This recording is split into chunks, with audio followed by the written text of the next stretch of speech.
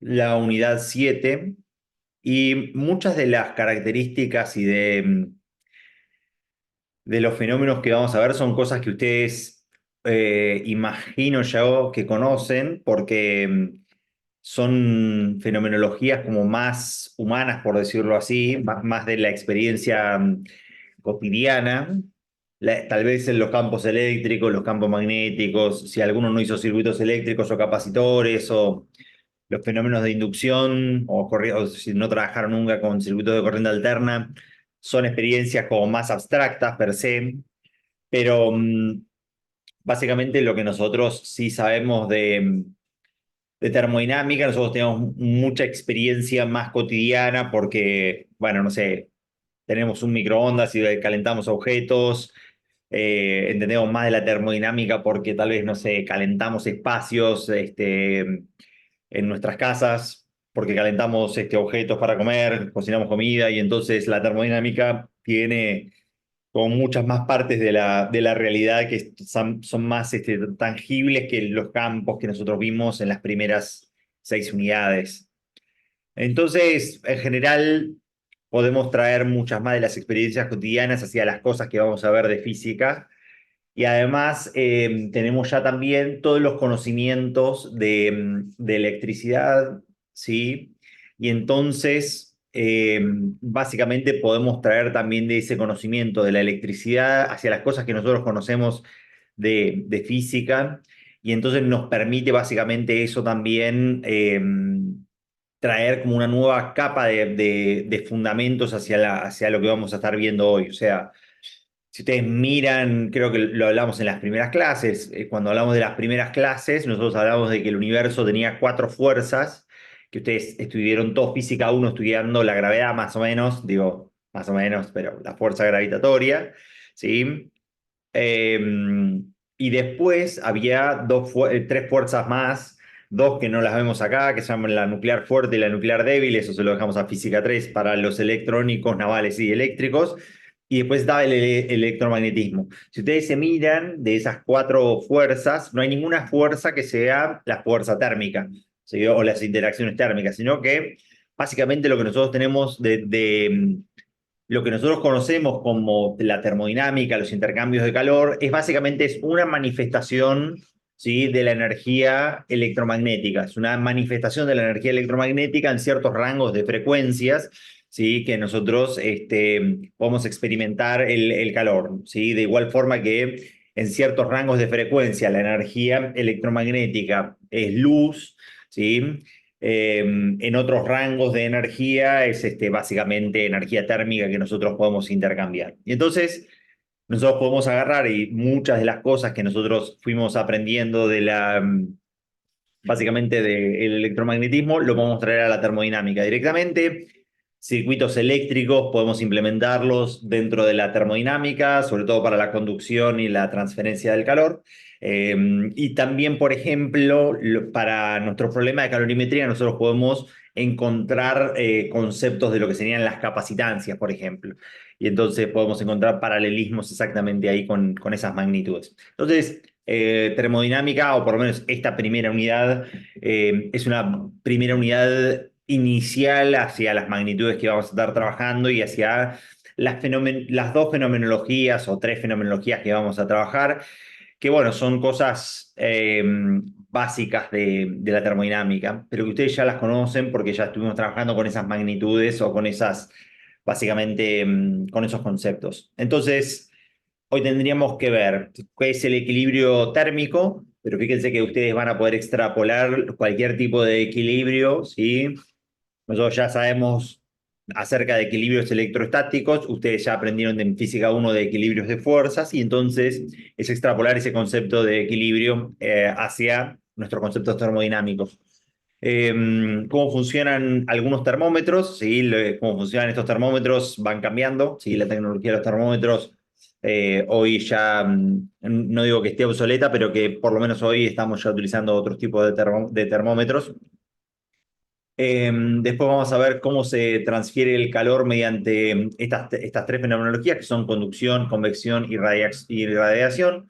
Son en uno de esos casos, que sería el caso de la convección, una fenomenología muy compleja, como de, porque es lo que llaman regímenes turbulentos, pero básicamente lo que nosotros vamos a estudiar es una forma de hacer la convección de calor simplificada. Y después, bueno, vamos a ver cómo es que funcionan, eh, básicamente, cómo los objetos almacenan calor, ¿sí? En este caso, vamos a trabajar con una magnitud parecida a lo que serían nuestras capacitancias, o vamos a trabajar con una magnitud parecida a lo que serían nuestras resistencias eléctricas.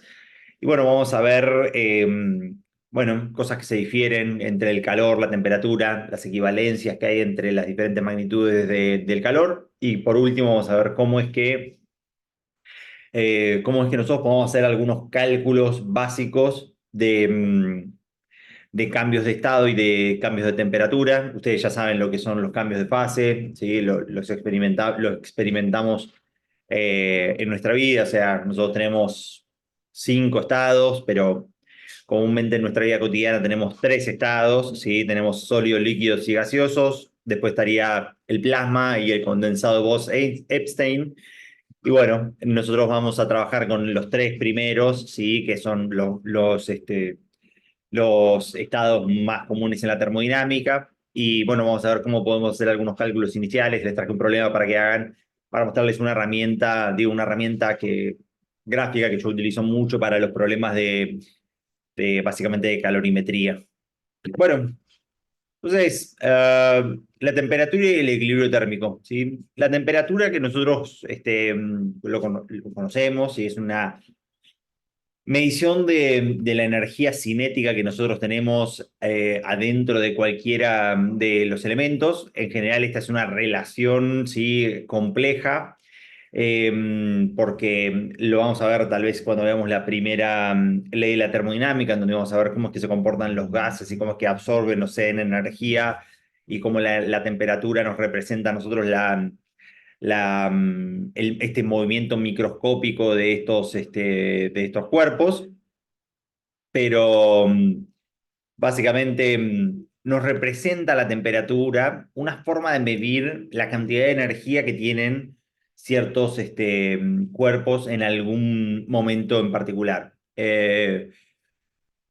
Esto ustedes se pueden haber dado cuenta porque cuando ustedes tocan algún objeto, ¿sí? Con una mayor temperatura o con una menor temperatura, sienten algún tipo de desbalance o algún tipo de desequilibrio, ¿sí? No sé, cuando nosotros tocamos algún objeto que está muy frío al cuerpo humano, le duele. Lo mismo cuando tocamos algún objeto que está con mucha temperatura, mucho calor también nos duele, y eso es porque básicamente cuando vos tenés una gran diferencia de temperatura, como cualquier diferencia, se generan movimientos de energía, y entonces esos movimientos de energía es lo que siente nuestro cuerpo, ¿sí? Y lo procesa porque nuestro cuerpo, al igual que a cualquier tipo de cuerpo físico, no le gusta que lo saques de los equilibrios en donde ese cuerpo se encuentra. De igual forma que lo teníamos en inducción, en electroestática, a los capacitores en equilibrio, cualquier cuerpo que nosotros tengamos en equilibrio directamente.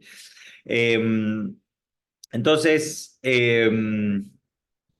la temperatura es una forma de medición, ¿sí? Básicamente de esta energía térmica, de igual forma que la altura es una forma de medición de energía gravitatoria, o de igual forma que el potencial electrostático es una medición de la energía eléctrica que nosotros tenemos, de la potencialidad de obtener energía eléctrica. Bueno, la temperatura también es una medición de esta potencialidad que nosotros tenemos de poder mover energía térmica, ¿sí? Mover calor de un lado hacia otro, pero nosotros tenemos la potencialidad, al igual que cualquier energía potencial, ¿sí? Nosotros solamente podemos hacer que esa energía se mueva, se haga efectiva, simplemente cuando nosotros tenemos una diferencia en este caso sería una diferencia de temperatura, en lo otro sería diferencia de energía potencial o energía potencial gravitatoria, o en diferencia de energía electrostática, ¿sí? De diferencia potencial eléctrico, sí o sí, ¿no? Este, Entonces, sí o sí, nosotros básicamente tenemos esta medición y es una magnitud. Ustedes seguramente conocerán que hay diversas escalas de temperatura y hay diversas unidades de temperatura también. Entonces, lo que nosotros utilizamos ahora más comúnmente para medir energía térmica es básicamente un termómetro. Los termómetros tienen básicamente un reservorio y tienen algún tipo de líquido. En general, los termómetros que nosotros compramos comercialmente tienen mercurio adentro y podrían tener algún tipo de alcohol, etanol también. Y adentro vos tenés un pequeño capilar, ¿sí? Y básicamente estos elementos nos sirven a nosotros para medir la temperatura porque hay una gran diferencia entre cómo se expande volumétricamente el mercurio versus cómo se expande volumétricamente el vidrio. El vidrio con una diferencia de temperatura de 2, 3, 4, 5, 6 grados no se expande mucho. Sin embargo, ¿sí? Cuando vos le das al mercurio, ¿sí? Un 4 grados de diferencia, eso lo vamos a ver después ahora en alguna tabla, van a ver que se expande mucho más volumétricamente y si se expande mucho más volumétricamente, entonces lo que vos podés medir eficientemente, lo que efectivamente quiero decir, es básicamente cómo se expande el mercurio cuando cambia de temperatura y por ende podés calcular a través de esa expansión, podés calcular cuánto es eh, la temperatura de tu cuerpo. Lo que vos estás midiendo en verdad no es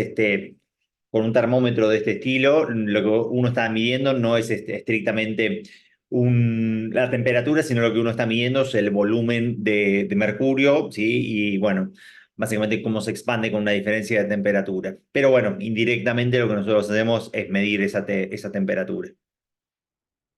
Entonces, este sería una forma de medirlo. Otro es, por ejemplo, con termómetros de gases, ¿sí? Los gases, ustedes lo deben saber a través de la ecuación general de los gases, lo vamos a ver bien la semana que viene, pero lo deberían recordar ustedes de química también, obviamente, la ecuación de equilibrio de los gases o la ecuación general de los gases de P por B es igual a N por R por T, o la ecuación que sería la de Gay-Lussac, ¿sí? Bueno, el volumen, ¿sí? O la presión a volumen constante, la presión y la temperatura son directamente proporcionales uno con respecto a otro, y entonces uno también podría, con un manómetro, ¿sí? Midiendo presión, básicamente podemos medir un cambio de temperatura. Es una medición otra vez indirecta, nosotros lo que estamos midiendo ahí es un cambio de presión, ¿sí? A volumen constante y entonces con ese cambio de presión lo que nosotros podemos hacer es medir el cambio de temperatura, ¿sí? Otra medición, otra forma de medir la temperatura es comprendiendo que salvo algunos pocos materiales, la gran mayoría de los materiales se expanden cuando uno los calienta, ¿sí? Si vos mirás los metales, ¿sí? Salvo algunos materiales que se llaman materiales termocontraíbles, termocontraíbles, ¿sí? Creo que le pifié en algo. No. Material termocontraíble, ¿sí? En uno de estos materiales termocontraíbles, por ejemplo, este material termocontraíble se utiliza para básicamente aislar un empalme eléctrico. Uno hace un empalme, como se ve acá, ¿no? Un empalme de cables, y vos lo necesitas aislar eso, y bueno, entonces podés utilizar alguna de estas mangas contraíbles o de estos terminales termocontraíbles para el final de estos materiales. Bueno, en general la gran mayoría de los materiales se expanden térmicamente cuando nosotros los calentamos y por ende lo que se genera es, uno pone una espiral de dos materiales, esos dos materiales, ¿sí? Se llaman bimetales, estos bimetales, por ejemplo, lo que le sucede es que cuando se calientan, hay uno de esos dos materiales que se dilata más que el otro, y entonces lo que hace eso es girar y mover básicamente la aguja y por ende podríamos tener una indicación calibrando la dilatación de estos dos materiales, podríamos nosotros básicamente medir cómo es la dilatación lineal, y si nosotros medimos cómo es la dilatación lineal, podemos medir indirectamente la temperatura de los cuerpos. ¿Sí? Por ejemplo, esta propiedad de que el bimetal, ¿sí?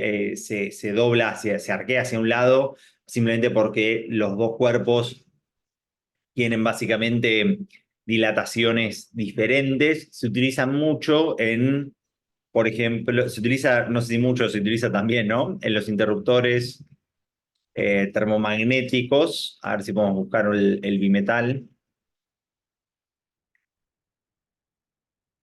A ver si podemos mirar el bimetal interno que nosotros tenemos. Hay un dispositivo térmico, un dispositivo magnético, pero yo quiero ver que nos muestre el bimetal, la bobina electromagnética, cable de conexión, cámara de arcos. Acá está el bimetal. ¿Sí? Básicamente, el bimetal que nosotros tenemos, ¿sí? Lo que hace es básicamente eh, empezar a calentarse, ¿sí? Con el pase de la corriente eléctrica, y con el pase de la corriente eléctrica eso se empieza a dilatar, y entonces el bimetal es lo que funciona básicamente para la parte térmica de este interruptor, y después con la parte magnética lo que se hace es básicamente el disparo para los cortocircuitos. Entonces, estas propiedades de estos materiales térmicos, bueno, se utilizan en las industrias por ejemplo, no sé, para mencionarles cualquier tipo de cañería, y vamos a ponerle omega, ¿sí? En cualquier tipo de cañería que nosotros tengamos, no quiero una omega, quiero una cañería así. A ver si lo podemos ver. No, pero esto es una cañería.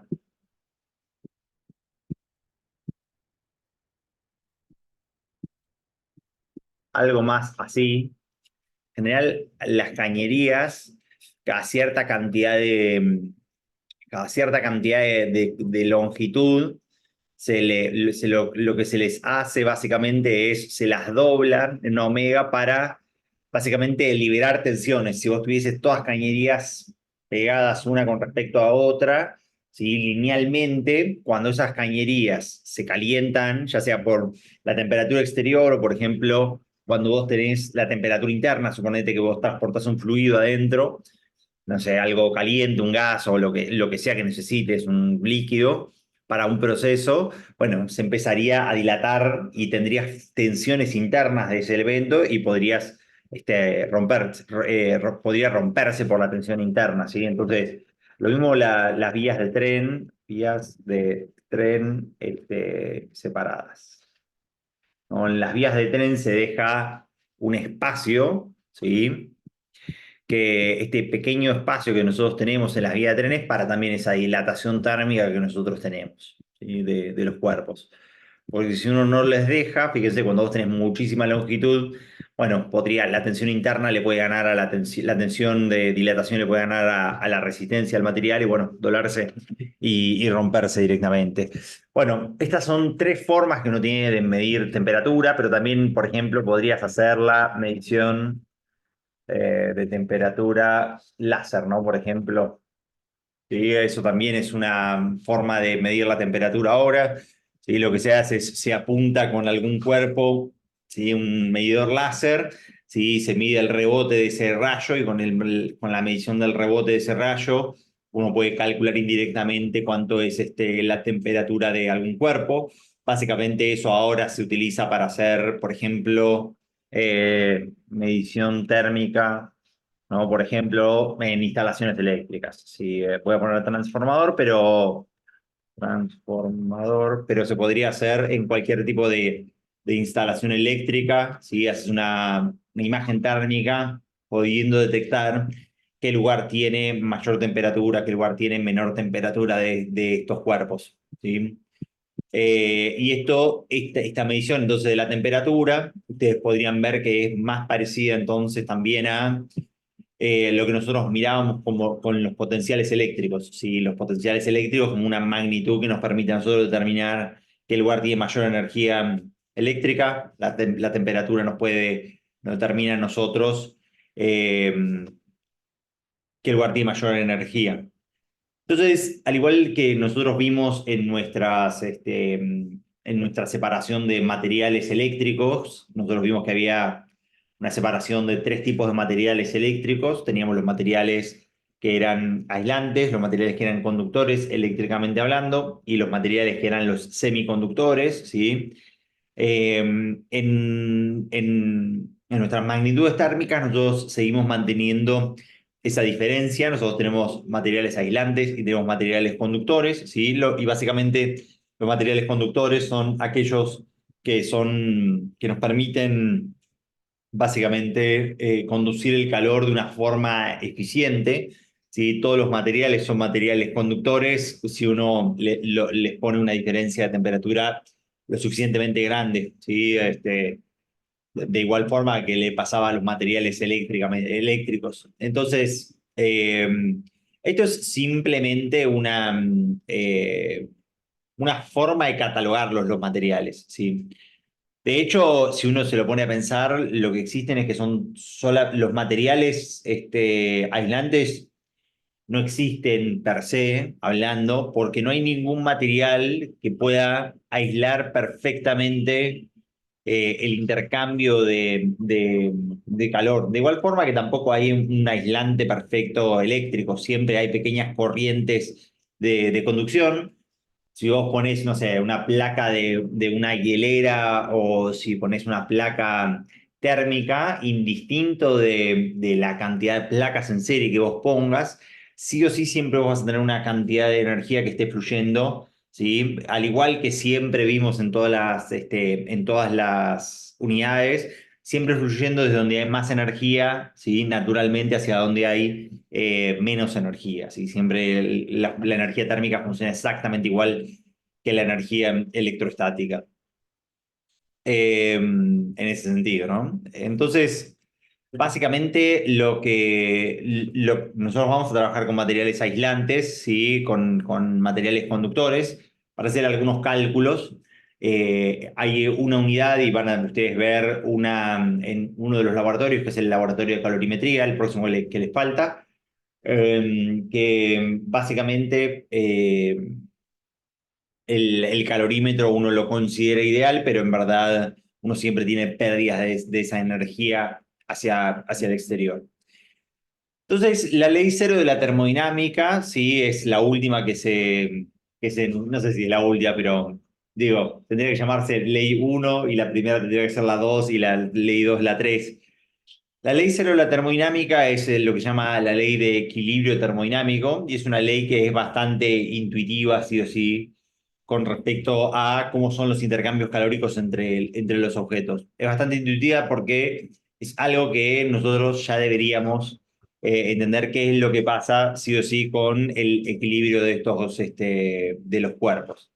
Entonces, si nosotros tenemos dos cuerpos que se encuentran en equilibrio, o sea, si C en este caso está en equilibrio con A y C está en equilibrio con B, ¿sí? En equilibrio térmico básicamente son sistemas que se encuentran a la misma temperatura, ¿sí? De igual forma que si nosotros tuviésemos dos capacitores, si ustedes recuerdan la condición de equilibrio que nosotros teníamos, dos capacitores, dos elementos podían estar solamente conectados entre sí en paralelo si estaban conectados entre ellos solos, y entonces dos capacitores se encontraban en equilibrio sí o sí si se encontraban a la misma temperatura. De igual forma que si vos tenés un cuerpo y tenés dos fuerzas, ese cuerpo se encuentra en equilibrio si las dos fuerzas son iguales. Bueno, un cuerpo se encuentra en equilibrio térmico básicamente si tiene la misma temperatura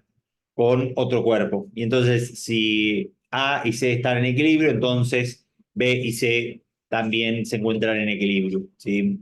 Lo que quiere decir básicamente que un conductor se encuentre que un cuerpo se encuentre en equilibrio, básicamente es que ese cuerpo, y de igual forma que vos tenías los capacitores, ¿sí? Que ese cuerpo no intercambie calor con otro cuerpo. Esto es básicamente el equilibrio. O sea, si A y C están en equilibrio, se encuentran a la misma temperatura, entonces A y C no hay un intercambio de energía, nosotros lo vamos a llamar corriente calorífica, en este caso, entre estos dos cuerpos. Lo mismo, ¿sí? Entre B y C. Vos podés reemplazar las paredes de estos sistemas, en vez de ser por conductores o por aislantes, ¿sí? Y básicamente no deberías poder medir de ninguna forma el intercambio de energía entre esos dos cuerpos. Entonces, vimos cómo es que se medían, cómo es que se medía la temperatura, vimos cómo es que nosotros podíamos tener el equilibrio entre dos cuerpos, ¿sí? Y lo que nosotros necesitamos sí o sí es cómo se crearon estas escalas. Bueno, la creación de las escalas de temperatura es un proceso histórico, ¿sí? Un proceso histórico básicamente es diferentes personas han agarrado donde objetos se han congelado y donde objetos han cambiado de estado y entonces han creado escalas de temperatura ahí adentro, ¿sí? Ahora se me escapa de la cabeza la escala Fahrenheit, por qué inició en 32 y por qué inició en 212 en sus dos elementos finales. Si alguno lo sabe, lo quiere comentar, genial. Pero la escala, por ejemplo, Celsius, ¿sí? Lo que agarró es el cero donde el agua se congelaba, donde el agua cambiaba de fase directamente, y agarró también la temperatura en donde el agua, ¿sí? Hierve, esto agua pura, al ser el agua muy abundante en el mundo, lo usó como patrón de referencia para esto, y básicamente esa escala, ¿sí? Entre esos dos extremos de cambios de fase, simplemente se la dividió en 100 unidades, y eso es todo para encontrar esta escala de fases. Y después nosotros tenemos la otra escala que vamos a utilizar, que es la escala Kelvin, ¿sí? Que la podríamos llamar como escala absoluta, ¿sí? Y la escala absoluta tiene que ver con con ir encontrando un límite absoluto dentro del universo, ¿sí? Un límite absoluto de la presión, los volúmenes y las temperaturas a las cuales se van encontrando los cuerpos. Entonces, si ustedes quieren, utilizando los puntos de estas escalas, pueden encontrar cómo se van pasando, ¿sí? Elementos de una escala a otra. Si no, también pueden usar algún conversor de unidades. Wolfram Alpha trae un conversor de unidades metido adentro de su propia escala. No sé cuánto será la temperatura de hoy, pero supónganse que hace 26 grados Celsius, espero que se escriba así, o que me lo tome, Celsius, ¿no? Y entonces cuando uno le pone la escala de 26 grados Celsius, automáticamente te dice cuánto es la temperatura en el resto de las otras escalas, la escala absoluta o Kelvin, la cantidad de grados Fahrenheit, ¿sí? En este caso, vos comparando de estas dos escalas, Celsius y Fahrenheit, podés determinar que son estos los pasajes, ¿no? La fracción de 5 novenos, ¿sí? O de 5 novenos o de 9 quintos, básicamente es la fracción que vos tenés de 180 sobre básicamente sobre 100, ¿no? Te queda esa fracción en la cantidad de, ¿no? 180 grados entre 212 y 32, 180 dividido 100, te quedan esos 18, ¿sí? 1,8, y que sería 9 quintos, imagino yo, ¿no? Si uno hace 9 dividido 5, 1,8. Entonces, esta es la fracción que nosotros tenemos de una de las escalas hacia la otra. Y después el 32, porque básicamente una de las dos escalas, ¿sí? Inicia en el 0 y la otra de las escalas inicia en el número 32, ¿sí? Este inicio que nosotros tenemos entre estos dos terminales diferentes de estas dos escalas. No es algo complicado los pasajes de escalas. Entonces, de acá uno puede encontrar cómo es la relación entre un grado Celsius y un grado Fahrenheit. Obviamente, un grado Celsius es más grande que un grado Fahrenheit, y después cómo es que se hace la traslación de una de las escalas hacia la otra de las escalas. Eh, y después, por último, está la escala Kelvin, ¿sí? Que básicamente la escala Kelvin, ¿sí? Es básicamente un termómetro de gas, ¿sí? Con un volumen constante, ¿sí? Para medir la temperatura. Es este experimento que nosotros, este medidor de temperatura que nosotros vimos, ¿sí? Pero llevado básicamente al extremo, llevado básicamente al extremo es, se le va quitando temperatura a esos cuerpos, ¿sí? A diferentes cantidades y diferentes tipos de gas que uno quisiera tener, ¿sí? Y entonces, no sé, agarras nitrógeno, agarras oxígeno, agarras helio, agarras todos los gases hidrógeno que nosotros tenemos y pones ese termómetro y le vas quitando calor, y todas las líneas van teniendo pendientes diferentes, pero todas las líneas convergen sí o sí convergen porque no se puede llegar, o sea, al mundo se ha llegado a temperaturas muy cercanas, ¿sí? Pero no sé si hasta estas temperaturas para estos gases. Todos los puntos de esas rectas, de esas pendientes, convergen hasta -273,15 grados, ¿sí? Que ese es básicamente lo que se conoce como el cero absoluto, ¿sí? Que sería básicamente el punto cero de energía térmica, ¿sí? Se dice que es absoluto, y esto es diferente de lo que serían nuestras escalas en donde nosotros medimos energía. Nosotros hemos medido energía, por ejemplo, gravitatoria, y uno lo podría tranquilamente comparar el cero absoluto con el nivel del mar, pero nosotros tenemos energía porque hay lugares, objetos que están por debajo, ¿sí? del cero del nivel del mar. Entonces no sería una comparación del todo correcta. Lo mismo con la energía electrostática, ¿sí? Nosotros tenemos valores de potencial por arriba del cero, tenemos el cero, y tenemos valores por debajo del cero, tenemos energías potenciales negativas. El electrón asociado al orbital de los orbitales también. Los electrones tienen energías negativas, por eso están consolidados, si lo recuerdan de la clase de potencial, por eso están pegados, ¿no? Hacia esos materiales, y entonces hacia el núcleo. Entonces no son básicamente comparaciones correctas o las mejores paralelismos, pero podrían hacer esas comparaciones, ¿sí? Entonces, el cero absoluto en energía térmica es el valor de menor energía que nosotros tenemos, de energía térmica que nosotros podemos tener dentro de este universo, ¿sí? Y en ese caso, para esa temperatura, no hay más movimiento, no hay más vibración, estaría todo quieto absolutamente, térmicamente hablando, ¿sí? Y entonces, por esa razón, se dice que es la escala Kelvin, o es la escala absoluta de todos estos cuerpos. En general, la escala Kelvin, ¿sí? Todas las personas del mundo utilizamos los grados Celsius y la escala Kelvin para, como las unidades del CIMELA, para utilizarlas, salvo Estados Unidos, que bueno, utiliza su propia escala, que son la de Fahrenheit.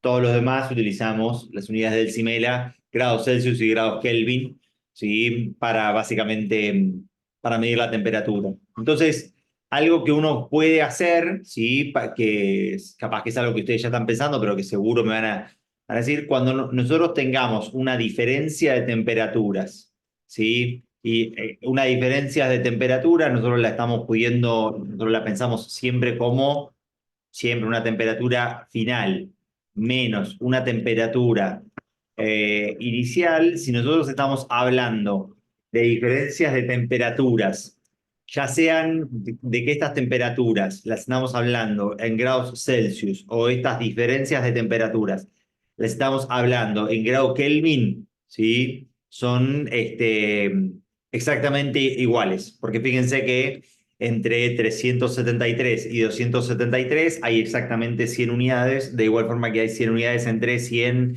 y 0, entonces básicamente entre 2 grados consecutivos de la escala Kelvin y 2 grados consecutivos de la escala Celsius, es exactamente la misma distancia que nosotros tenemos y entonces podemos utilizar nosotros cualquiera de las dos escalas, ¿sí? O podemos utilizar nosotros cualquiera de las dos unidades, siempre y solamente que estemos hablando de diferencias de unidades. Esto es extremadamente importante.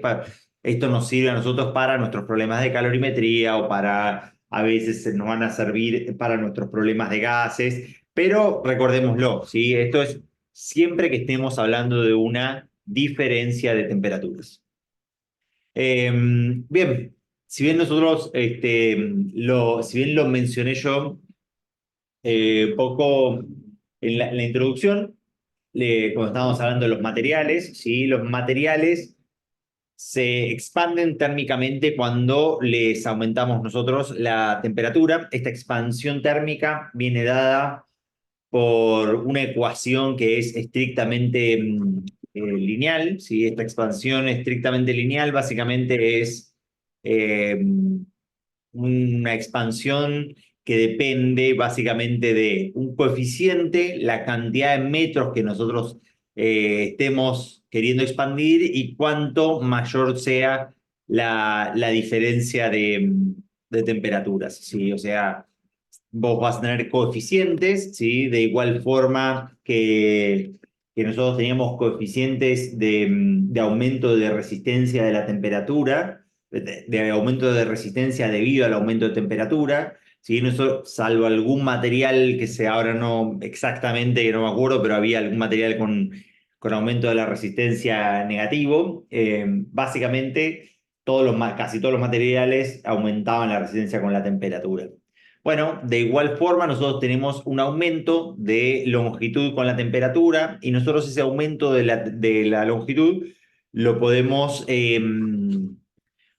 componer, ¿sí? En una ecuación del tipo, yo le quiero decir lineal, ¿sí? Básicamente esto es una ecuación que esta ecuación que nosotros tenemos acá, ¿sí? Sería la longitud final de un cuerpo, que es su longitud inicial más su aumento de longitud por un aumento de temperatura, y como tanto la longitud inicial como la longitud por el aumento de temperatura dependen de esa longitud inicial, nosotros podemos escribir una ecuación que es básicamente igual a la ecuación de aumento de resistencia, si ustedes lo recuerdan de la clase de la unidad 3.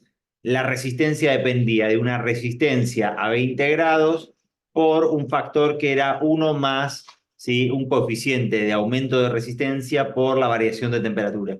Y si ustedes comparan esa ecuación con la ecuación que nosotros tenemos acá abajo, se van a dar cuenta que son ecuaciones iguales, ecuaciones equivalentes. Lo que sí vos no tenés es una ecuación de aumento de temperatura, una ecuación de aumento de otras magnitudes en la resistencia, porque lo único que vos tenés es resistencia eléctrica.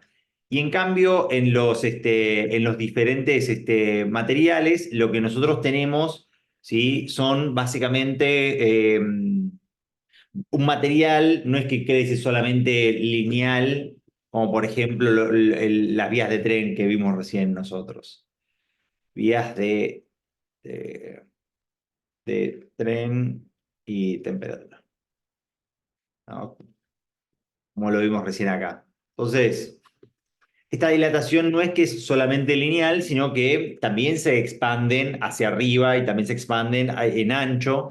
Lo que le pasa es que, si ustedes miran en esa primera ecuación, dependen de esa longitud o de esa magnitud. Entonces, si vos estás comparando cómo se va a dilatar 300 metros de una vía de tren, se va a dilatar mucho más, ¿sí? Que básicamente en altura, que capaz que son 10 centímetros o 5 centímetros de ancho que uno va teniendo en algunos de estos cuerpos. Entonces, la dilatación, acá tienen acá el concepto para la dilatación térmica ¿cómo es esto? Para la dilatación térmica volumétrica, cuando nosotros tenemos básicamente una dilatación de un cuerpo en otras magnitudes, fíjense lo que nosotros podemos calcular, nosotros sabemos que la variación del volumen es la derivada del volumen respecto del tiempo. Nosotros podemos recalcular cuánto vale el volumen de alguno de todos estos cuerpos. ¿Sí? Podemos encontrar cuánto vale, ¿sí? Básicamente su derivada, ¿sí? Asumiendo que nosotros tenemos, ¿sí? Que el volumen de un cuerpo, estamos asumiendo que es un cuadrado del lado 3. La derivada del volumen es, ¿sí? 3 por el lado al cuadrado, ¿sí? Baja el exponente, esto es n por, ¿sí? L a n-1. Y entonces fíjense que cuando nosotros lo comparamos ese grado de dilatación térmica volumétrica con lo que sería su parámetro, nosotros podemos encontrar que la dilatación térmica depende de 3 veces la dilatación lineal. O sea que el coeficiente de dilatación volumétrica, ¿sí? Es simplemente este beta, que es 3 veces la dilatación lineal. Y la misma derivada nosotros podríamos hacer, en vez de acá volumétrica, podríamos hacer un problema de dilatación superficial, y nosotros podríamos obtener también el coeficiente de dilatación alfa, beta, no sé, supónganse que sea gamma, ¿sí? Sería 2 veces, por ejemplo, el coeficiente alfa, que sería el coeficiente de dilatación lineal, ¿no? Del volumen. Lineal no, superficial. Eh, entonces, los cuerpos se dilatan indistintamente de la diferencia de temperatura que nosotros no indistintamente, gracias a la diferencia de temperatura. Algo que les puede llegar a causar tal vez algo de problemas si ustedes tienen, por ejemplo, una superficie y ustedes tienen algún problema, digo, con algún agujero, y nosotros sometemos este cuerpo a un aumento de temperatura, ¿sí?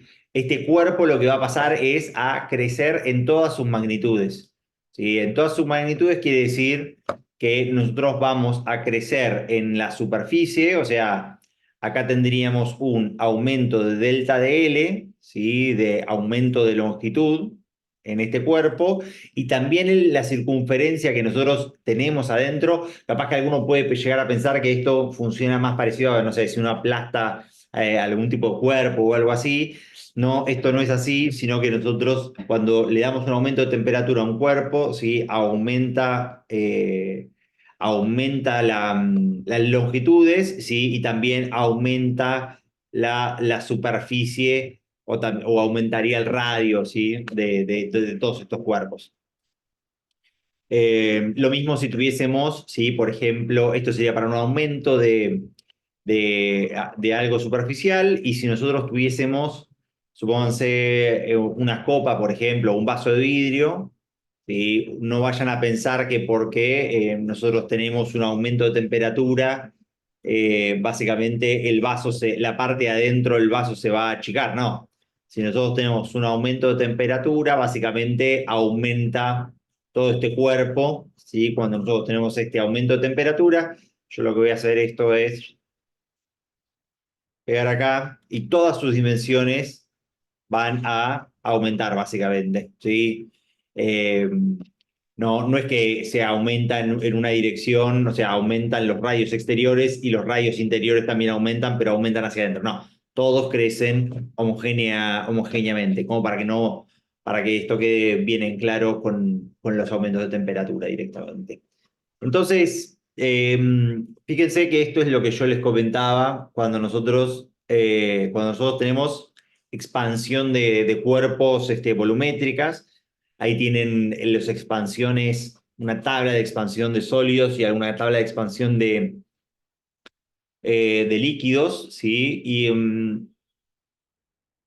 Entonces, fíjense que esto es lo que les comentaba cuando estábamos hablando del termómetro. Nosotros tenemos que el vidrio se expande en promedio más o menos 2 por 10 a la menos 5, y el mercurio se expande 18 por 10 a la menos 5. Estos son expansiones volumétricas, ¿sí? Lo que estoy comparando. Fíjense que ya las tablas estas les dan los coeficientes en Kelvin a la menos 1 o centígrados a la menos 1. Esto es básicamente porque cualquier tipo de expansión, ¿sí? Depende de una diferencia de temperaturas, ¿sí? Y entonces fíjense que en este caso, volumétricamente hablando, el mercurio se expande más o menos 9 veces más rápido que el vidrio. Por ende, cuando nosotros estamos midiendo la temperatura con uno de los termómetros de mercurio, lo que nosotros estamos midiendo es más la expansión del mercurio que la expansión del vidrio. Yo imagino que por las temperaturas que uno maneja dentro del rango que lo va a utilizar esos termómetros, que no está compensado, pero capaz que si tenés un termómetro que opera en un rango de temperaturas muy grande, capaz que inclusive a medida que va aumentando la temperatura de ese termómetro, tiene una compensación interna, ¿sí? Y hacen tal vez más finito el tubo del mercurio de forma de que la medición de temperatura sea correcta o tal vez van separando las escalas, eso habría que verlo bien, separando o achicando esos delta de T para medir la temperatura. Debería chequear, habría que ver eso más con alguna magnitud de tipo de instrumentación o algo así, alguna materia que sea más real. Bueno, fíjense que también acá tienen todos los materiales de los coeficientes de expansión, básicamente lineales, ¿sí? Y todos los cuerpos, habría que ver bien cuáles son los que se comprimen, ¿no? Que son materiales en general del tipo gomas y resinas los que se comprimen con la temperatura. Bien, hasta acá vamos bien. ¿Alguno que tenga algunas dudas o consultas o preguntas que quieran ir haciendo con respecto a esta magnitud o a estas cosas que digamos ahora, que son cosas introductorias al calor?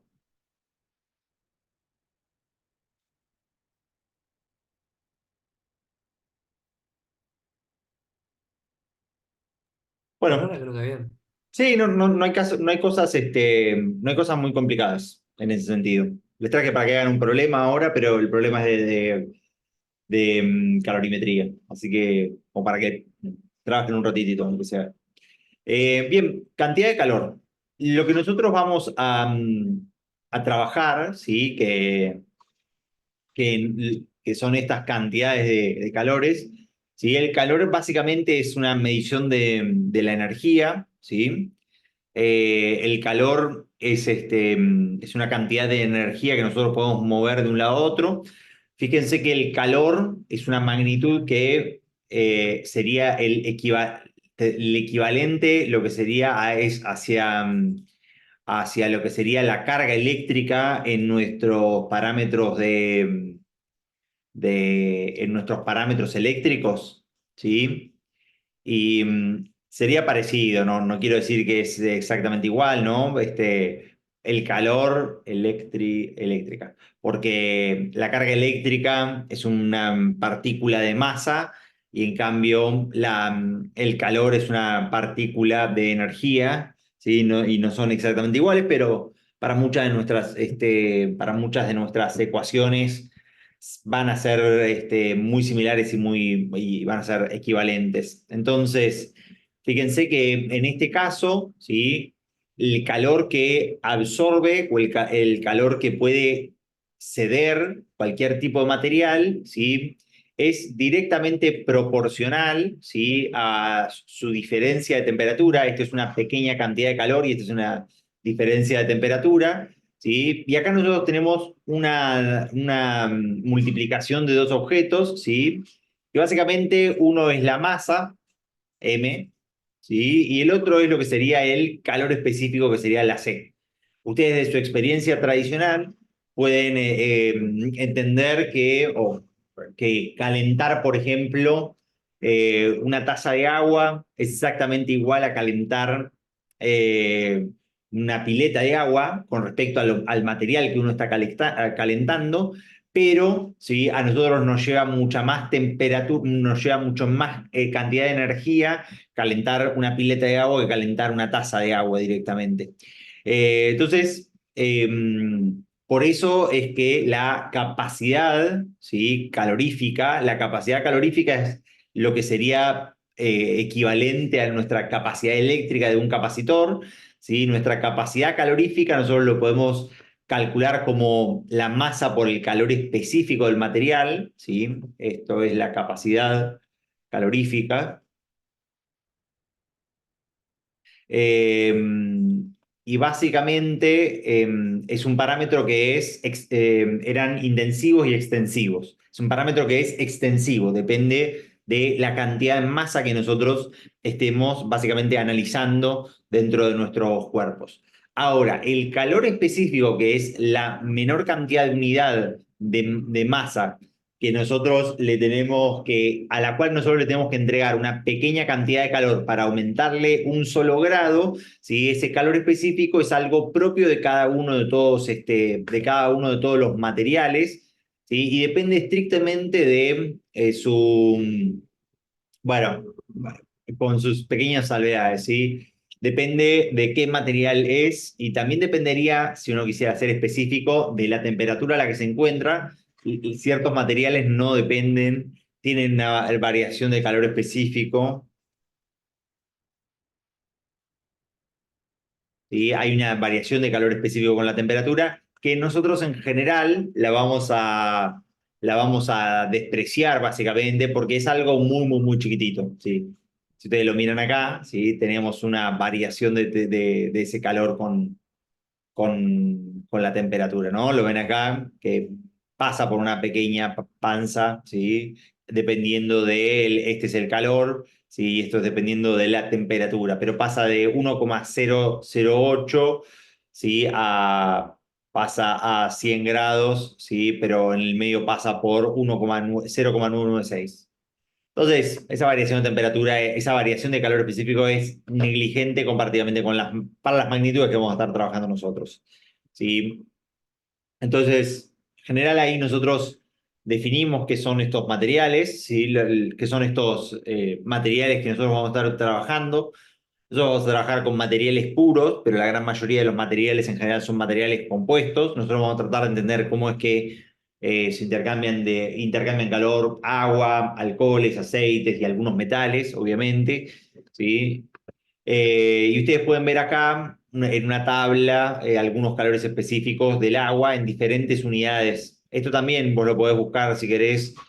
Esto sería calor específico agua. Imagino yo que esto es molar por la cantidad de moles, obviamente. Y entonces podrías ponerle heat capacity of water.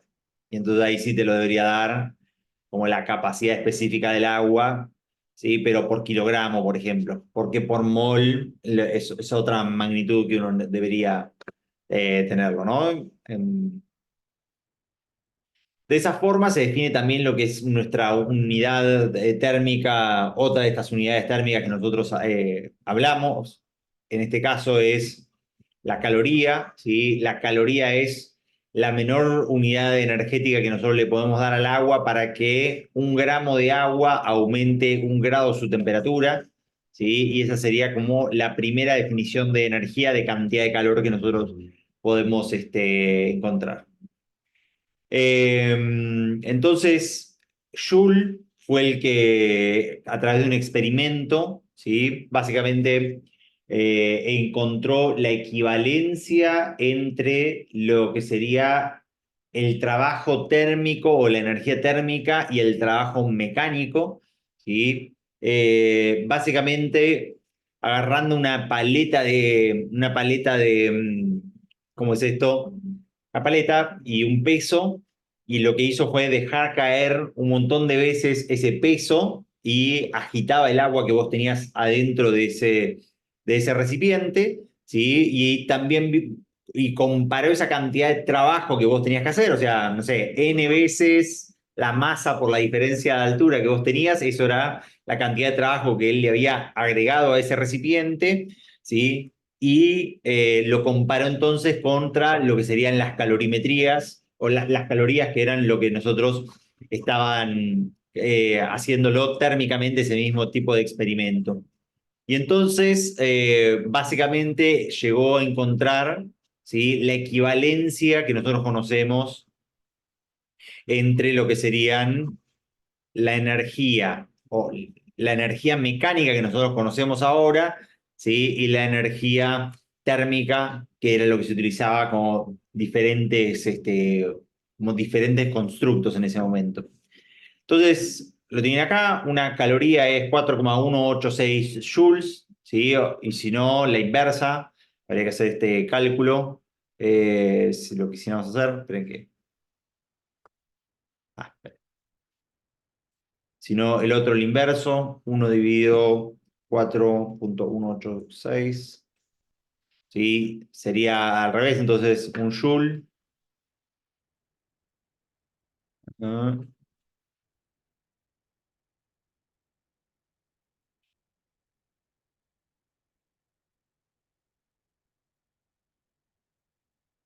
0,23 decía, una cosa así, 0,23 calorías, ¿no? 23,8.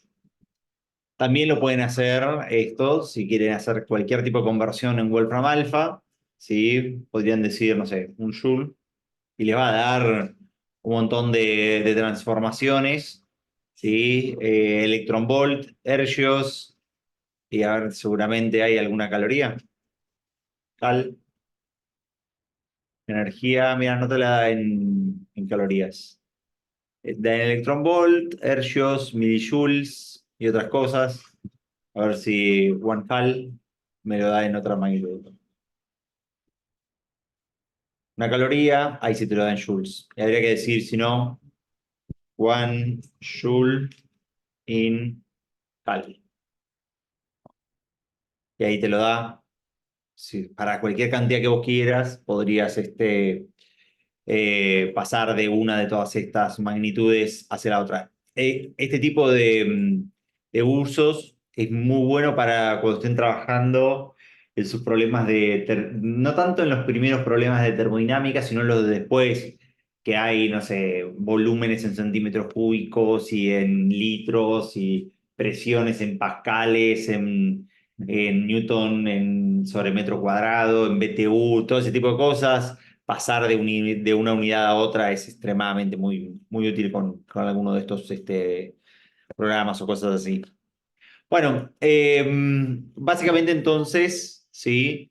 La temperatura, ¿sí? Nosotros sabemos que depende del estado físico de uno de estos materiales, ¿sí? Es una descripción cuantitativa de la cantidad de energía que nosotros tentativamente podríamos extraer de esos cuerpos, ¿sí? Y el calor, básicamente, que nosotros hablamos en la termodinámica, estamos hablando de la cantidad de energía que se transfiere hacia un material o se transfiere desde ese material hacia otro material, ¿sí? Yo digo que es tentativamente la cantidad, que la temperatura es tentativamente una representativo de la cantidad de energía, porque es tentativo porque sí o sí lo tenés que poner en contacto con otro objeto que se encuentre en un desequilibrio, cosa de poder extraerlo, ¿sí? Y la cantidad de energía que vos podés extraer depende también de la diferencia de temperatura, o sea, depende del delta de T, como nosotros lo vemos acá en esta ecuación, ¿sí? Depende de la diferencia de temperatura de lo que nosotros podemos extraer. Por ende, por eso digo que es tentativamente representativa de la cantidad de energía que nosotros podemos tener. No depende solamente del cuerpo propio y de su propia temperatura, sino depende de contra quién está operando, contra quién está en contacto físico, y por eso no es un parámetro absoluto la temperatura, digo, la temperatura versus cantidad de calor. Entonces, el calor específico, ¿sí? O la cantidad de calor, mejor dicho, ¿sí? Que nosotros vamos a tener, que nosotros podemos almacenar en un cuerpo, ¿sí?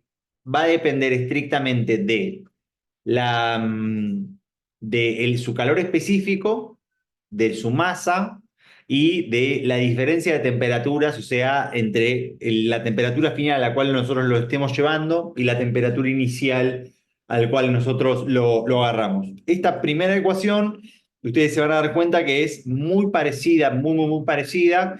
Si ustedes esta ecuación la escribieran como, en vez de calor, en vez de la masa por el calor específico, lo escribían como la capacidad específica por la diferencia de temperaturas, ustedes podrían pensar que acá están trabajando en exactamente como si fuese un capacitor.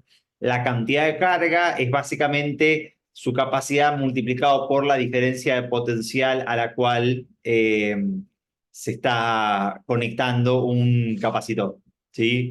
Y de esa forma ustedes pueden ver este paralelismo y pueden empezar a pensar tanto sus problemas de calorimetría como sus problemas sí, de calorimetría como circuitos de capacitores, tal vez, ¿sí? Entonces, esto es básicamente uno de los problemas que nosotros tenemos de calorimetría. Uno de los parámetros que nosotros tenemos es el cuerpo, ¿sí? Y si ese cuerpo está básicamente ganando energía o si ese cuerpo está perdiendo energía. Esto automáticamente te define esta primera ecuación una convención de signos, ¿sí? Que el calor positivo, ¿sí? Es cuando nosotros estamos recibiendo, ¿sí? Recibiendo calor.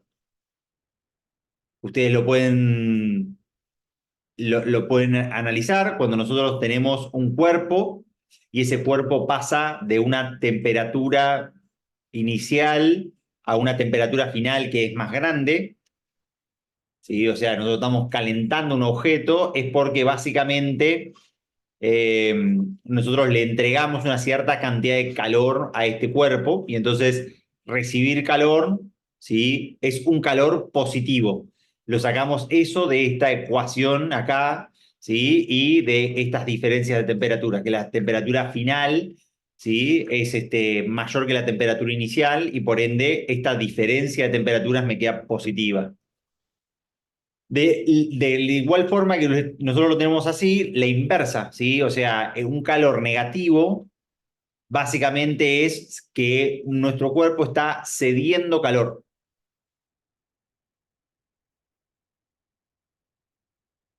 ¿sí? Un cuerpo que está cediendo calor básicamente lo está cediendo hacia el exterior. Imagínense una taza de té nosotros le dejamos afuera, no sé, a 80 grados, supónganse, y automáticamente la taza de té le empieza a ceder calor hacia el ambiente, porque hay una diferencia de temperatura entre, no sé, los 20 grados, 27 grados del ambiente y la taza de té a 80 grados.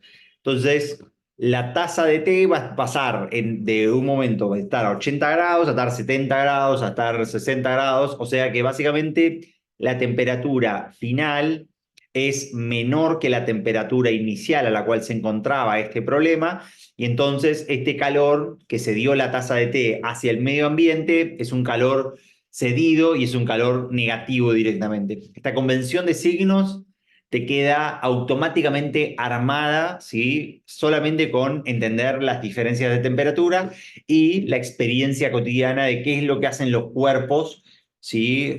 Cuando absorben calor o cuando ceden calor directamente.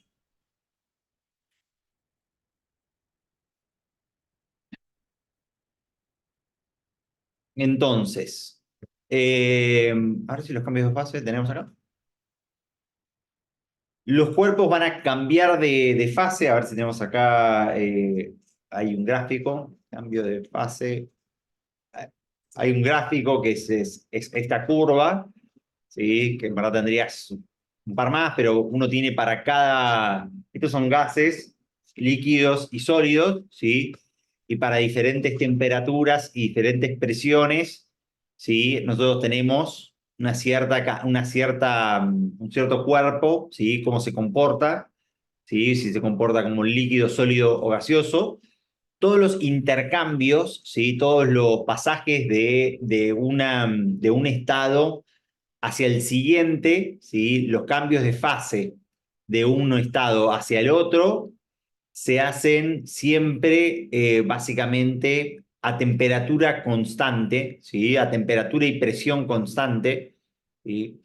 Y básicamente todos los cuerpos, todos los materiales que nosotros conocemos y los que vamos a trabajar, ¿sí? Pueden pasar por estos tres estados, ¿sí?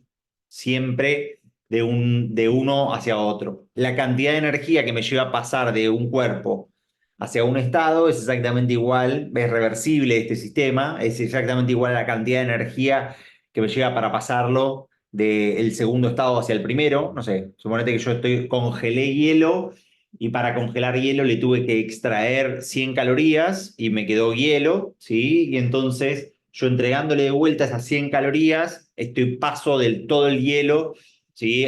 De un estado al otro directamente. Hay un punto que se llama el punto triple, ¿sí? Que ese punto triple es básicamente el punto que es el punto triple que tenemos acá, donde podríamos estar en la unión de los tres elementos, ¿sí? Sólidos, líquidos y gaseosos, este punto que nosotros tenemos ahí. Alguna vez habrán visto, capaz que se cruzaron con algún video que está, por ejemplo, alguien con una gaseosa o con algún tipo de bebida y le dan un golpe y la bebida automáticamente se congela, ¿sí? Eso es porque básicamente estaban en ese punto triple y automáticamente le agregaron un poquitito de presión y pasó de un lado de la curva esa, en ese punto triple, hacia el otro lado, ¿sí? De un sólido a uno líquido. Entonces, los cambios generales de fase, ¿sí? Como son a presión y temperatura constante, ¿sí? Básicamente no están afectados por la temperatura, ¿sí? Y básicamente dependen solamente de la cantidad de materia que yo quiera pasar de un lado a otro. Básicamente dependen estrictamente de esa cantidad de materia que nosotros estemos analizando. Eh, y queda también definido, ¿sí? En este caso, el signo más menos tiene la misma convención de signos que básicamente que en nuestros problemas de calorimetría. Siempre recibir calor es algo positivo. Entonces, si nosotros queremos pasar de, por ejemplo, de un estado por ejemplo, de un estado líquido hacia el gas, que es un estado energético más alto, ¿sí? Nosotros lo comparamos contra mi ecuación, esto era recibir calor, siempre era algo positivo, ¿sí? Entonces, el calor que nosotros vamos a estar contabilizando en este caso acá es positivo. De igual forma que si nosotros tenemos hielo, ¿sí? Y lo queremos pasar a líquido, también eso es un cambio hacia un estado energético mayor, ¿sí? El sólido es el menor de los estados energéticos, y entonces tiene que utilizar el signo positivo porque necesita recibir energía eh, para poder pasar de sólido a líquido. Y si nosotros queremos tener o condensación, que sería la función inversa, ¿sí? Vos tenés ahí todos los estados, a ver si cambio de fase, si están acá. Ahí está, justito lo estamos teniendo. Acá está el plasma, pero el plasma no lo tenemos en cuenta. Nosotros vamos a estar trabajando solamente entre estos tres elementos.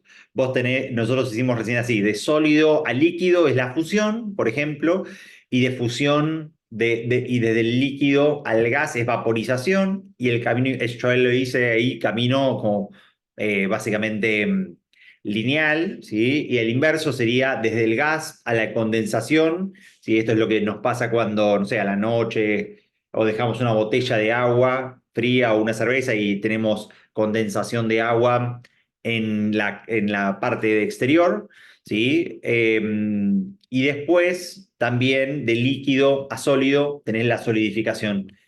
Y después tendrías esta que es la sublimación y la deposición, pasar de un gas a un sólido y de un sólido a un gas directamente sin pasar por el estado intermedio que sería el estado líquido. Eh, Acá tienen si lo quisieran, la convención de signos que nosotros vamos a utilizar. Y entonces el principio básico que nosotros vamos a trabajar sí o sí en nuestros problemas de calorimetría, ¿sí? Es que si fluye cuerpos entre dos cuerpos aislados de su entorno, ¿sí? El calor perdido por un cuerpo sí o sí tiene que ser ganado por el otro, ¿sí? El calor es básicamente esa transferencia de energía, y este principio de conservación, ¿sí? Es el principio de conservación de la energía térmica directamente. Y si ustedes se lo ponen a pensar, básicamente, este es el problema que nosotros trabajamos ya, pero nosotros lo trabajamos desde el punto de vista de los capacitores, ¿sí? Nosotros lo vimos, este problema, cuando nosotros teníamos un par de capacitores. Uno de estos dos capacitores estaba cargado, por ejemplo, y el otro de los capacitores no estaba cargado. Y entonces cuando nosotros los poníamos en contacto eléctrico, cerrando el interruptor, uno le cedía la cantidad de energía básicamente hacia el otro de estos capacitores, ¿sí? Entonces, este es el principio de funcionamiento. Entonces, ustedes automáticamente, fíjense que las ecuaciones que ustedes van a plantear son ecuaciones parecidas. Nosotros sabemos que entonces la carga, ¿sí?, de inicial del sistema era igual a la carga final de uno, que se, supongamos carga, a ver si lo podemos hacer con este, a la carga final de uno más la carga final del capacitor 2, ¿sí? Y lo que planteábamos era que la diferencia de potencial, o sea que la tensión del capacitor uno era igual a la tensión del capacitor 2, ¿sí? Y esto que era la conservación de la masa y la conservación de la energía del potencial, ¿sí? Es exactamente lo mismo que nosotros vamos a plantear en nuestros problemas, ¿sí? En nuestros problemas, pero ahora con calorimetría, ¿sí? Vamos a plantear la conservación de la energía, o sea, lo que cede de energía uno es el otro, ¿sí? Y lo que vamos a plantear después es la temperatura final, ¿sí? Que sea una temperatura de equilibrio de estos dos sistemas, ¿no? Sobre todo si están en equilibrio, ¿no? Directamente. Hagamos un break rooms para ver si pueden pensar a ver un pequeño problema de calorimetría y después nada, nos quedarían unas pequeñas cositas más después, pero nada mucho más de que sería la parte de transmisión de calor. Somos 9, a ver si hacemos algunos break rooms. Esperen que estoy en otro lado. Esto es clear, clear all. Esto lo cierro. Entonces, a ver si, ahora sí. Esto, formas, entonces. A ver si trabajan un cachitito y volvemos en 15 minutos, ¿les parece? Esperen que primero armo esto. Uno, dos. A ver cuántos son. ¿Cuántos somos en total de los participantes? Somos 9, así que hagamos 3 grupos directamente. Sí, son 3 de 3.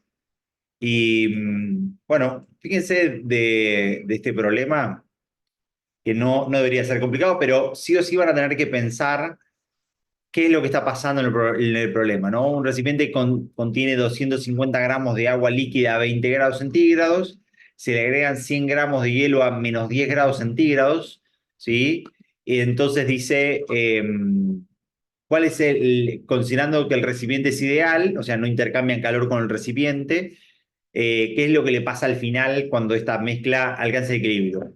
Bueno, algo que me olvidé, pero que me parece que es importante decir es que siempre los procesos térmicos pasan desde los procesos térmicos de menor temperatura primero hacia los procesos térmicos que van llevando a mayor temperatura. Bueno, les dejo ahí, hacemos un break rooms y en estos 3 a ver si pueden resolver estos problemitas y después hacemos la última parte de la clase. Perdón, profe, ¿pasó el link? No, ya te lo armo directamente. Gracias, Pedro. Me salvaste de tener que cerrar todo y hacer todo de vuelta.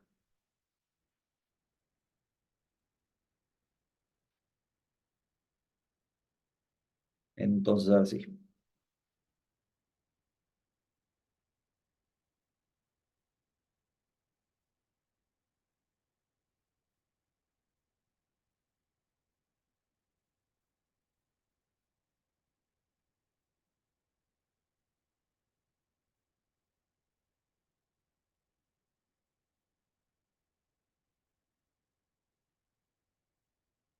Esperen que se están cerrando ya todos los anteriores.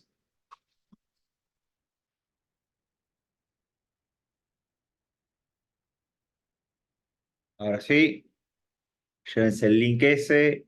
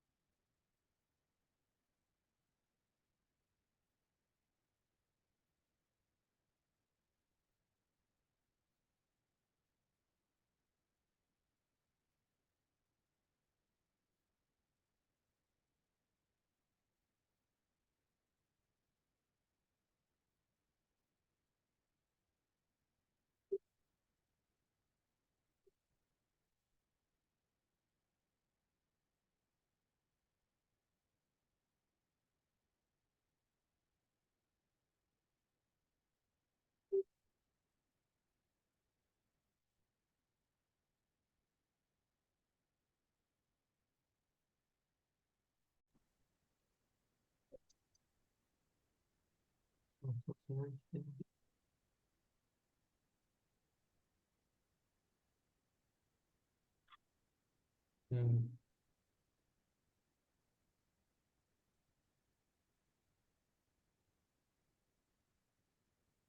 no me termina de cerrar. Hola Joaquín, hola, Ah, buenas, ahora, Juan Cruz, ¿cómo estás? sí. Estoy dudando de todo. Pasa, su primer problema. Ah, ¿Qué, con qué te puedo ayudar? uy, ahí está.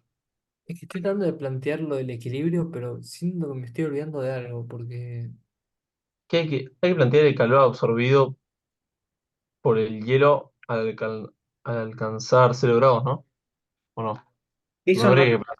deberías de alguna manera tratar de ver, o sea, si vos supieras que el equilibrio está en 0 grados, sí, Mm. pero no lo sabes eso, o sí lo sabes.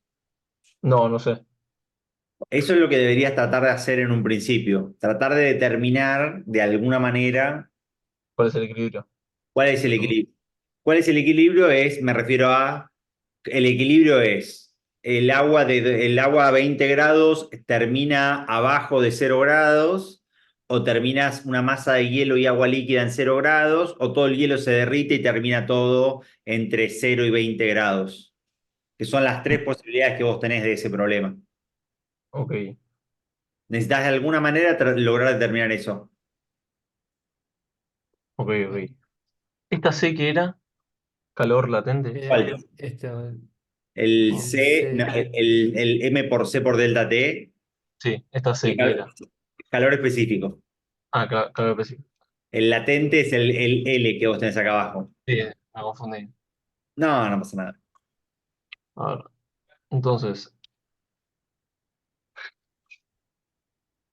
Pensá en, si tenés un rato solamente, pensá solamente en cómo podrías hacer ese test para ver qué es lo que pasa realmente en el problema. ¿Se entiende? no, no entendí. En esto que te había dicho, ¿cuáles son las tres posibilidades del problema?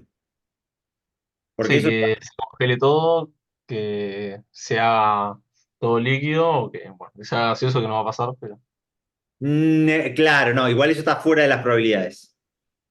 No, no, no, no podría ser nunca. sí, Si querés, después lo hablamos eso, sí o sí. Es ok, que ok. si vos tenés un capacitor de 100, un capacitor, no sé, de, 100 de que tiene, no sé, 10 microcoulomb, y lo pones en contacto con otro capacitor, que al final te aparezcan 200 microcoulomb, digo. No es algo posible, ¿viste? Sí, no, O, bueno, eso, fíjate a ver si te sale mirar esa parte. Dale. no. Dale, Ok, ok. Entonces, Me Q1 lo voy hacemos a el del otro hielo de o el los del agua. otros chicos. dale. Ok, ¿cómo decís? ¿Qué cosa decías? Eh, No, no voy a anotar unidades. ¿Cómo viene acá? Más o menos, más o menos. Sí. ¿Qué es lo que puede, a ver si alguno me puede, qué es lo que podría pasar en este problema con respecto a las posibilidades del problema? Eh, y bien que al final termines con un bloque de hielo o un bloque de agua. Claro. O ¿no? O sea, es correcto que el hielo logre congelar todo el agua que tenés a 20 grados. Después podría ser que termines con una mezcla de hielo y agua a 0 grados centígrados. Habría que determinar bien las proporciones de esos cuerpos. O que básicamente el calor de agua que vos tengas te alcance para derretir todo el cuerpo y termines con una mezcla de agua, ¿no? Son las tres posibilidades esas. ¿Cómo puedo construir un test con cálculos para determinar qué es lo que va a pasar en ese cuerpo, o en ese sistema? Y Piensen eso. el calor al final tiene que ser el mismo que al principio. Bueno, construime Entonces, y vemos si estás en lo correcto. Dale, ok, Profe, una pregunta. Eh, Pedro. ¿Yo tengo que determinar la temperatura de equilibrio? Claro, el estado, cuando te dicen el estado final del sistema es temperatura de equilibrio, masas de agua y masas de hielo que vos tengas en estos casos. Bien, bien, bien. Me voy con el último grupo, a ver si.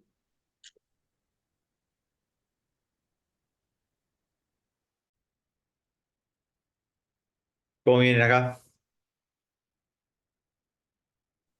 Horas, ahí más o menos Buenas, profe. lo Cuéntame, que onda. Fede. Bien, bien, todo bien. ¿Por qué más o menos? Y o sea, acá tendríamos primero el calor necesario para que el hielo llegue a cero, Ajá, después el calor que se necesitaría para que se derrita todo el hielo, sería ajá. lo segundo, y, y ahora tendríamos que ver lo del agua, Claro. de ¿Qué? que bajaría la temperatura. Ajá. ¿Y cómo lo harías eso? Ah, claro, sería la masa por el, faltaría la C del agua. O esa se sabe Uno. ya. Uno. Ah, es uno. Sí, sí. Ah, listo. Estaba Y entonces, en una de las delta, slides. Pero entonces delta T sería 20 grados menos la sería, incógnita. ¿estás seguro? Es la pregunta esa. Porque vos tenés, ¿cuáles son las tres posibilidades de este problema? ¿Alguno se lo puso a pensar? Y que no se derrita todo el hielo. Que no se derrite todo el hielo, que en Sí, este sí, caso, si no se derrite todo el hielo, estarían 0 grados. claro, y entonces estarían 0 grados, esa sería una opción. La otra sería que Sí, se derrita todo el hielo, ¿correcto? sí. Que es lo que vos estás planteando ahora. ¿Y cuál sería la tercera opción, Fede? La tercera. Ajá, Y eh, que se congele el agua que está a ah, que se 20 grados. congele el agua. claro, ¿Y hiciste alguna cuenta como para chequear eso? ¿Cuál de las no. tres cosas pasa? Porque yo creo que ahí está lo difícil. Fíjate ahí, pensalo en 5 minutos a ver si termina y nos juntamos y les muestro qué es lo que haría yo. ¿Dale? Ok. Bueno, nos vemos en 5. Dale, nos vemos. Gracias.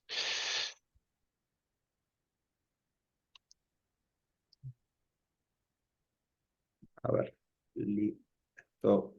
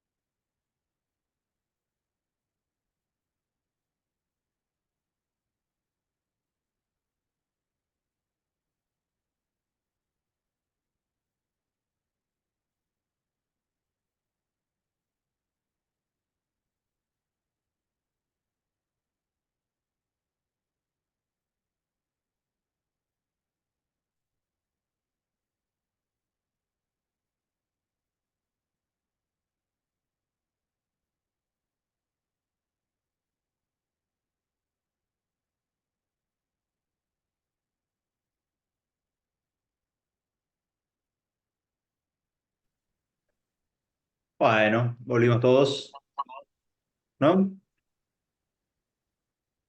Estudiantes. Sí, Sí. ¿Quieren que les muestre qué es lo que haría yo para determinar esto? por favor. Entonces, para mí hay un esquema que es ideal para este tipo de cosas que yo no lo encontré en ningún libro. Lo inventé una vez y digo, bueno, ¿qué es lo que...? Estoy acá en el 2 por si alguno quiere, si se quieren unir todos. Que yo lo llamo, es parecido a un esquema de fases, ¿no? Pero lo que nosotros tenemos es esto, porque nosotros estamos lidiando con agua, entonces nosotros tendríamos un límite, que sería un límite de 0 grados, y un límite que sería 100 grados, ¿correcto? Y nosotros tenemos dos cuerpos en este problema, particularmente. Uno de estos es que nosotros tenemos un cuerpo que es una masa que se encuentra a -10 grados centígrados. Y después otro cuerpo que se encuentra a 20, una cosa así, ¿no? Otra masa, acá. Entonces, las tres posibilidades que nosotros tenemos son las siguientes. Las hago en gris y después las voy borrando. La más fácil, la que uno dice, che, ¿qué es lo que puede pasar? Sería el, el hielo aumenta su temperatura hasta 0 grados. Esta sería la primera transformación que pasaría siempre. Cuando estos dos cuerpos entran en contacto, lo primero que sucede es el hielo aumenta su temperatura. Bajo ningún concepto podemos empezar pensando que el hielo cambia de fase. ¿Estamos en ¿eso lo entendemos todos? ¿Hay alguien que no? Sí, sí. Esto sería lo Sí. primero. Y después que tengo acá un calor de fusión y que después se encuentran en algún punto intermedio los dos cuerpos. O sea, la cantidad de energía que yo tengo acá, que me entregó, que gasté acá en hacer aumento de temperatura, fusión y aumento de temperatura, esas tres cosas podrían pasar. Esa es una de las posibilidades que yo tengo. Noten que acá tiene un aumento de temperatura también. Estoy buscando acá, lo que yo dije es, acá es una temperatura de equilibrio entre 0 y 20 grados, ¿correcto?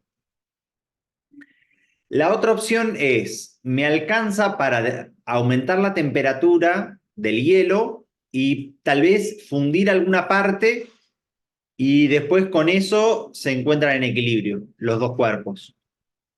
Esta sería otra opción. Y la última de las opciones es, el hielo tiene tanta temperatura fría que me alcanza para llevar el agua a 0 grados y congelar todo el agua e inclusive traerlo hasta acá adentro. Depende un poco de cómo hacerlo, esto, ¿no? De cómo pensarlo. Entonces, a mí particularmente me gusta hacer algunas cuentas siempre en esto, que yo las llamo las cuentas de almacenero, que son sumas y restas, como para darme cuenta de las cantidades con las que estoy trabajando y, y ver para qué me alcanzaría de cantidad de temperatura. Entonces, la cantidad de calor, de aumento de temperatura del hielo, ¿sí? Que sería esta primera parte que nosotros tendríamos, ¿sí? Nos dice a nosotros que sería el calor específico del hielo, ¿sí? En este caso, 0,5 por 100 gramos es esto, por la diferencia de temperaturas, que la diferencia de temperaturas es 0 menos la temperatura inicial que era 10 grados, ¿no? Menos 10 grados. O sea, lo primero que yo necesito son 500 calorías de... 500 calorías. Y la siguiente cantidad de energía que yo estoy buscando, que sería la cantidad de energía de fusión, recuerden que para aumentarle la energía, para pasar a un estado energético superior, siempre es una cantidad de energía positiva. Y entonces sería 100 gramos, que es lo que, el hielo que se está fusionando, multiplicado por el calor latente de fusión, que es el calor latente de fusión 79,9 u 80, ¿sí? O sea que yo para solamente de lo que sería la fusión, esto es aumento de temperatura más fusión, necesito 8.500 calorías, ¿correcto? Hasta acá alguno había llegado, ¿no? Los del grupo uno creo que habían llegado hasta acá, ¿no? Sí, hasta ahí. Hasta acá. Entonces, ¿yo tengo las 8.000 calorías para que suceda eso?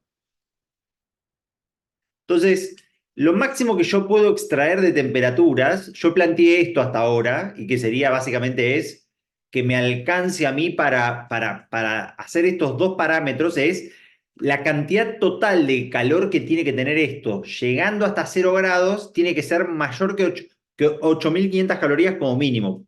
Tendría que ser eso. Entonces, el calor del agua, en este caso sería la masa, 250 gramos de agua, por una caloría, por en este caso, la temperatura final, que sería 0 menos, estoy haciendo una cuenta nomás, no, para ver si me alcanza, menos los 20 grados desde los cuales arranca. Tengo 1.500 calorías. ¿Me alcanza para hacer estos dos procesos con las 5.000 calorías que yo tengo en el agua caliente? Tentativamente como máximo. No, no. No, no te No. alcanza. No. ¿Para qué me alcanza a hacer de los dos procesos? Para descongelar el hielo, creo. Te alcanza para primero descongelarlo, no. Lo primero que sucede siempre, Joaquín, es el proceso de menor temperatura. Siempre lo primero que sucede es la menor temperatura acá. O Sí, sea, sí, no lo lleva a cero. para aumentarle la temperatura y entonces me quedarían 4.500 calorías. ¿Me alcanza para descongelar el hielo totalmente? No, me faltarían 3.500 calorías para eso. Entonces, con una cuenta parecida a estas, siempre nosotros podemos, ¿sí? Testeando en los límites, entender qué es lo que le pasaría al problema. O sea, yo ya sé que dónde va a estar el equilibrio de este sistema, el equilibrio térmico, que sería su temperatura.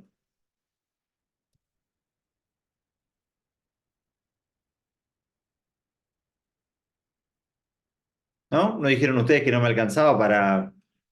Espere que parece un 8 esto. No alcanza para derretir todo el hielo, así que lo que nosotros obtenemos es una masa, ¿sí? De hielo, ¿sí? Toda temperatura de equilibrio, sí o sí. ¿Y cuánto va a ser las masas derretidas? Bueno, lo que nosotros podemos calcular es la masa derretida, ¿sí?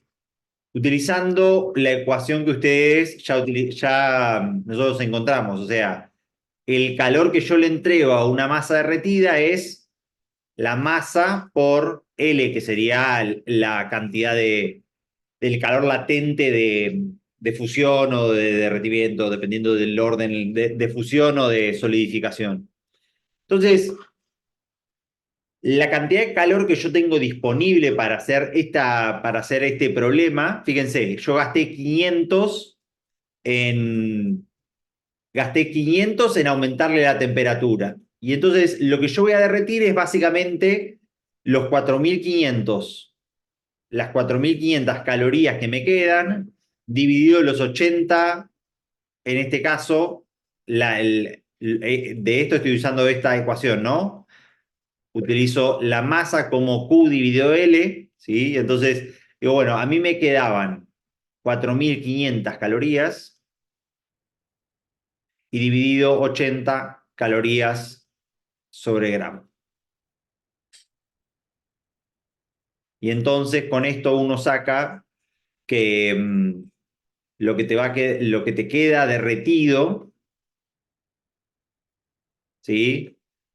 Esta es la masa de agua derretida, de hielo derretido, entonces yo voy a tener, en este caso, 200 gramos de agua más 56,25, ¿sí? Son 256, ¿sí? Entonces, acá tengo 56,25, ¿sí? Gramos de agua derretido. Entonces, total de agua,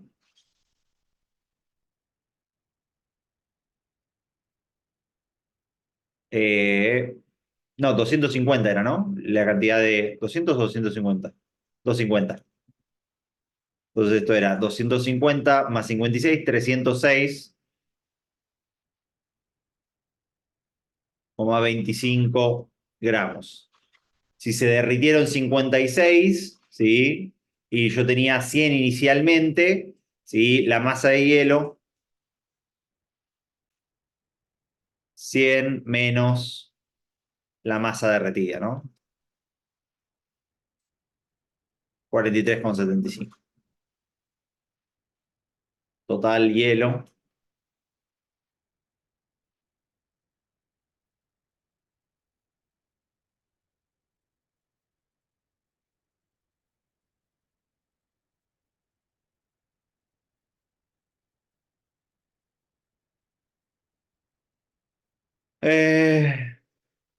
Bueno, iba a dar también una parte, pero ya se está haciendo tarde. Voy a arrancar la clase que viene directamente con la parte de transmisión de calor y ya con gases directamente, así si están más. Y les explico circuitos térmicos directamente también en la clase que viene directamente. ¿Alguno tiene alguna pregunta o algo con respecto a hoy? ¿No? Bueno, Entonces, siempre que tengamos así dos de diferente estado, tenemos que fijarnos primero si llega al punto de fusión en el medio y ahí fijarnos qué hacemos o... te conviene, ¿no? Te conviene ver para qué te alcanza testeando en los medios. Te conviene testear a ver para qué te alcanza de la energía, ¿no? Para ver si necesitas mucha energía, ¿viste? Y te alcanza para... eh, siempre que vos tengas mucha masa de uno, tal vez te conviene... si yo hubiese tenido en vez de, por ejemplo, 100 y 250, hubiese tenido 2 kilos de agua caliente, hubiese testeado a ver si me alcanzaba también para derretir todo el hielo, ¿viste? Siempre te conviene testear el límite y ver en el del cambio de estado si me alcanza para hacer todo ese cambio de estado o no directamente. Ok, gracias. Sobre todo, pero por ejemplo, si hubiese tenido 3 kilos de hielo, por ejemplo, yo hubiese tratado de testear, de decir, bueno, ¿me alcanza para aumentarle la temperatura a 3 kilos de hielo? ¿No? Solamente aumentar la temperatura del hielo. Ni siquiera hubiese testeado la fusión, me hubiese parecido cantidades muy grandes, ¿no? Entonces, tal vez lo primero que te conviene testear es ver cuál es el que tiene mayor cantidad de masa y con el que tiene mayor cantidad de masa sería el proceso que va a ser determinante dentro de tus cuerpos. Ok, gracias. De nada. Bueno, recuerden que el jueves ahí les dije y les ofrecí para hacer esa actividad Bitcoiner. Así que, bueno, si a alguno le interesa, este, nada, nos vemos ahí el jueves. Hacemos clase de Bitcoin y criptomonedas. Buenísimo, profe, nos vemos. Vale. Todo, profe. Profe. Les mando un saludo. Chao, chicos.